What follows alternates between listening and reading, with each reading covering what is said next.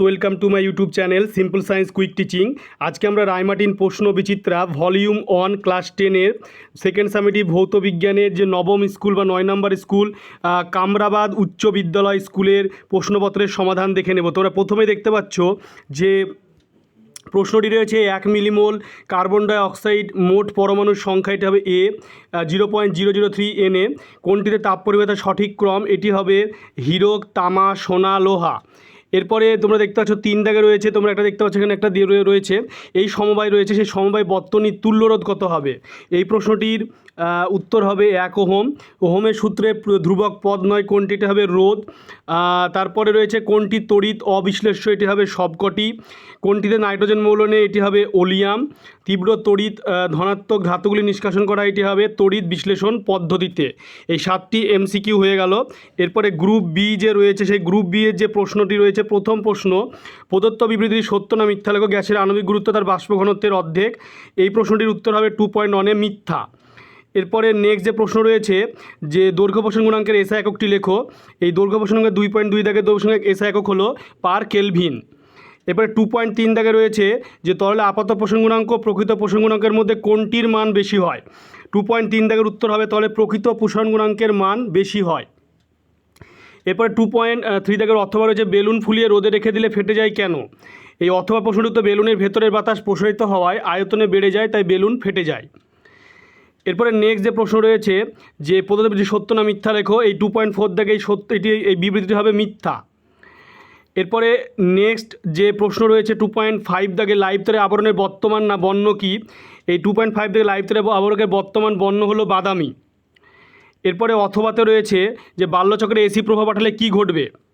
এই অথবা প্রশ্নটি বাল্যচক্রে যদি এসি প্রভাব পাঠানো তাহলে বাল্যচক্রের ঘূর্ণন বন্ধ হয়ে যাবে।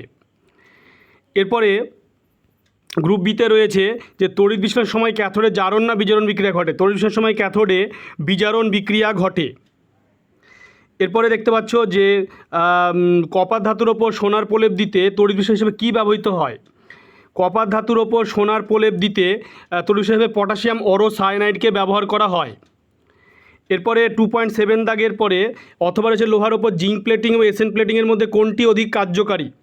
এই প্রশ্নটির উত্তর হবে লোহার ওপর জেডএন প্লেটিং অধিক কার্যকরী। এরপরে অথবার পরে প্রশ্ন রয়েছে অ্যামোনিয়ার 35% গাঢ় জলীয় দ্রবণকে কী বলে? অ্যামোনিয়ার গাঢ় 35% জলীয় দ্রবণকে বলা হয় লাইকার অ্যামোনিয়া। এরপরে রয়েছে 2.9 দাগে যে তামার একটি আকরিকের নাম লেখো। 2.9 দাগে প্রশ্ন হতে হবে তামার একটি আকরিকের নাম হলো কপার পাইরাইটিস। এরপরে 2.9.1 দাগে অ্যামালগামে থাকে Hg আর থার্মিন মিশ্রণে থাকে অ্যালুমিনিয়াম। এই প্রশ্নের উত্তর হবে অ্যামালগামে থাকে Hg আর থার্মিন মিশ্রণে থাকে অ্যালুমিনিয়াম।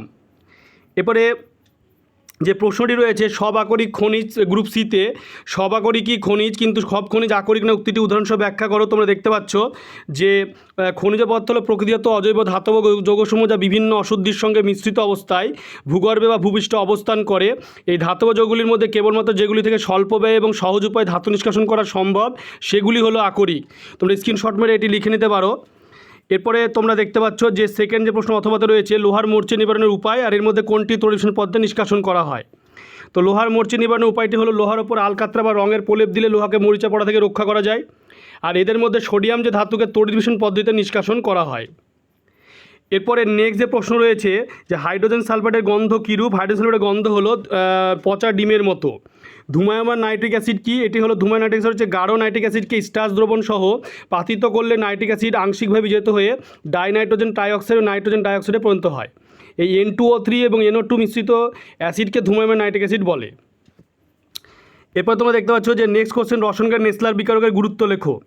রসায়নগারের নেসলার বিকারকের গুরুত্ব হচ্ছে, দেখো নেসলার বিকারক যেটা হচ্ছে সেটা পটাশিয়াম মার্কিউরিক আয়োডাইড যৌগের K2HIG I4 এর অতিরিক্ত KOH সমৃদ্ধ ক্ষারকীয় দ্রবণ, খুব অল্প পরিমাণ জলীয় অ্যামোনিয়া নেসলার বিকারকের সঙ্গে বিক্রিয়া ঘটে তামাটা একটা অদক্ষেপ উৎপন্ন হয় এবং এই বিক্রিয়ার সাহায্যে কিন্তু অ্যামোনিয়াকে শনাক্ত করা যায়, বাতাসে যে অ্যামোনিয়া আছে সেটা বোঝা যায়।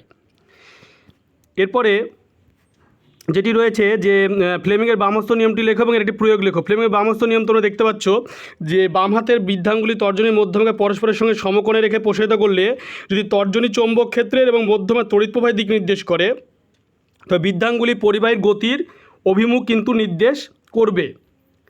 এবং এখানে যে প্রয়োগ বলেছে এটা বাল্যচক্রে যে ঘূর্ণন অভিমুখ এটা ফ্লেমিংয়ের বামহস্ত নিয়ম দ্বারাই নির্ধারিত হয়। এরপর তোমরা দেখতে পাচ্ছ রোধের মাত্রা সংকেত যে ml2 T⁻³ A⁻², আর বিওটি কত জুলের সমান? বিওটি হচ্ছে 3.6 × 10⁶ জুলের সমান। তোমরা ভিডিওটি বেশি করে শেয়ার করবে এবং চ্যানেলটিকে অবশ্যই সাবস্ক্রাইব পাশে থাকা বেল আইকনটি তোমরা প্রেস করবে যাতে পরবর্তী ভিডিওর নোটিফিকেশন তোমাদের কাছে পৌঁছে যায়, এবং লাইক ও কমেন্ট করবে।